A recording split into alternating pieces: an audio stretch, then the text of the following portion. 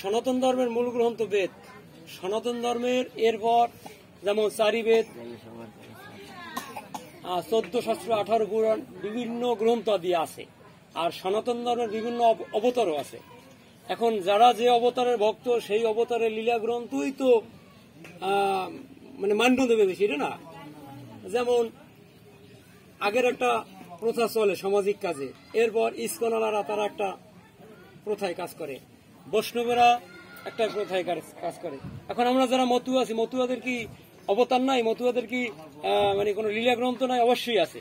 তাহলে ওই লীলা গ্রন্থের আলোকে যদি মতুয়ারা কাজ করে তাহলে আর একজন আর কেন বাঁচবে?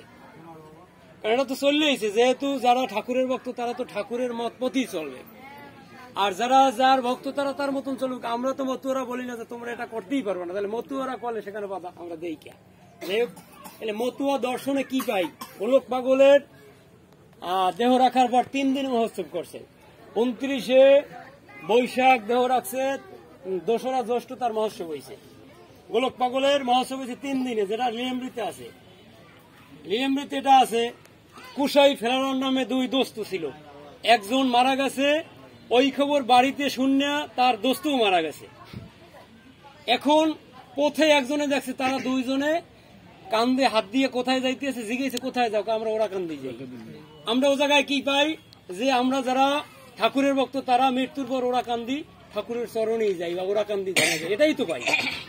তাহলে আমাদের মৃত্যুর পর করণীয়টা কি? ঠাকুরের উদ্দেশ্যে প্রার্থনা করা, এছাড়া আর কিছু আছে? মানে মতুয়া আদর্শে লীলামৃতের আলোকে আর কিছু আছে? এখন যে বিধিবিধান না পূর্বের কাজ চললেইছে, তারা যদি করে করুক, তাতে আমরা এত বাধা দিই না। যদি কারো ভালো লাগে এটা করবে, না করবে না।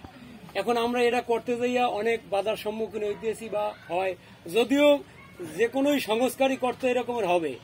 তারপর এমন তো সংখ্যায় অনেক বাড়ছে। একটা সময় 14-15 বছর আগে আমার গুরুদেব যখন শুরু করছে তখন তার কিছু কেউ ছিল না। এখন তো আমাদের মতন বহু লোক তার চেয়েও সামনে আগাই গেছে। তারে বলে যে আপনি থামেন, আমরা করি এই কাজগুলো। যাই হোক, এ কাজ এরকমের চলবে।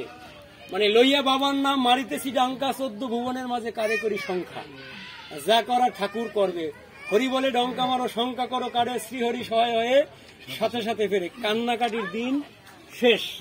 কারণ যিনি মতুয়া তিনি সমর্পিত হরিচন্দ্রের পথে, আর হরিচন্দ্রের পথে বা তার চরণে যিনি সমর্পিত তার ক্ষতি কোনো কেউ করতে পারে না। গোলক পাগল একদিন অশ্বিনী গোসাইয়ের বাড়ি যাইয়া কার্তিক বৈরিগিরি বলছে যে কার্তিক তুই গেছিলি কই? গেছিলাম স্বজাতি ভোজনে। মানে এইরকম একটা শ্রাদ্ধের সবাই, মানে এটা তো আর শ্রাদ্ধ না, এটা একটা কিন্তু মহোৎসব। মানে এইরকম একটা প্রত্যেকটা সম্প্রদায়ের একটা সমাজ আছে না, কয় আমি আমার স্বজাতি ভোজনে গেছিলাম, মানে শ্রাদ্ধে গেছিলাম। কয় তোর স্বজাতীয় জায়গা আছে কেউ? কয় কি বলো? চোখে হাত দিয়ে কয় যা এইবার যে দেখবি তোর স্বজাতি অনেক টাকা। মানে ও বুঝেছে যে ও একটা শুদ্ধ মানুষ, ওই রকমের শুদ্ধ একটা মানুষ সবাই গেছে। কিন্তু যে সবাইটায় 6 থেকে 700 লোক ছিল, এইবার যে দেখতে আছে ও জায়গায় লোক আছে মাত্র 1-150। এখন বলে একই, আমি দেখতে গেলাম 600-700 লোক, আর এখন আছে মাত্র গোনায় আছে মানুষ 1-150। আর তা কি সংখ্যা কিন্তু আছে, আর তা কি মহিষ, গরু, ছাগল, ভেড়া, মানে যে স্বভাবের সব সেই স্বভাবটা দেখতে পায়।